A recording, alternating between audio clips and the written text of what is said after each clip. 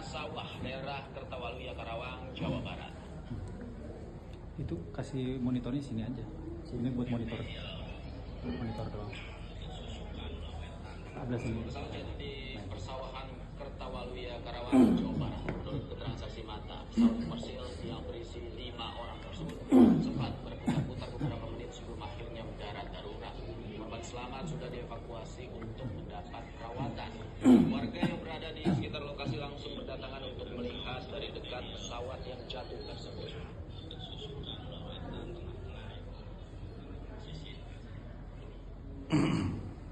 Dan pemirsa, untuk mengetahui kronologi kejadian pesawat jatuh di Karawang, Jawa Barat, kami sudah terhubung dengan Eko, pilot pesawat yang jatuh di Karawang. Selamat sore, Mas Eko.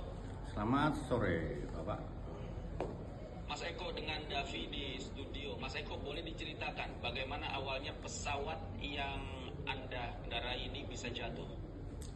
Pesawat dengan registrasi Bapak Kilo Whiskey Mike Papa berangkat dari Bandara Budiarto, Tangerang sekitar pukul 13.50 waktu Indonesia Barat dengan cruising altitude di 5.500 feet. Setelah melewati poin Barus,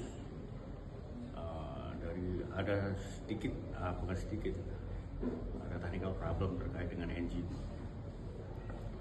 Sebenarnya udah kita cek terkait dengan alternate aerodrome yang paling dekat itu Halim, tapi kita lihat untuk distance-nya nggak memungkinkan karena dengan ketinggian seperti itu melampaui 35 mile. Saya kira berisiko untuk mendarat ke wilayah Jakarta sekitarnya, khususnya di Halim, karena di sekitar situ kalau nggak nyampe pastinya banyak populasi. Jadi saya menyimpulkan untuk mendarat darurat di wilayah persawahan di daerah Kertawaluya, Kabupaten Karawang. Ya. Jadi secara prinsip saya mengamankan kru beserta awak. Alhamdulillah semuanya selamat tanpa ada kekurangan satu apapun. Hanya injur terkait dengan pesawat sendiri. Saya kira itu yang bisa saya kasih keterangan. Terima kasih, Pak. Oke, kita semua bersyukur bahwa semua penumpang termasuk Anda juga selamat dalam insiden ini. Apa kemudian yang membuat Anda memutuskan untuk melakukan pendaratan di areal pesawat di sawah? Bagaimana kondisi di sawah pada saat itu? Kondisi sawah saya ngelihat basah. Itu pun saya ngambil decision di bawah 1000 feet. Di sebelah kanan kiri ada perkampungan, saya ngambil sisi persawah ini. Harapan saya di sawah ini nggak ada korban lagi terkait dengan populasi di darat. Dari situ, alhamdulillah persawah ini baru panen, jadi basah, jadi membantu kita untuk hambatan pesawat pada saat hard landing. Jadi alhamdulillah pesawat hanya seperti itu kondisinya, nggak sampai tumbling ya.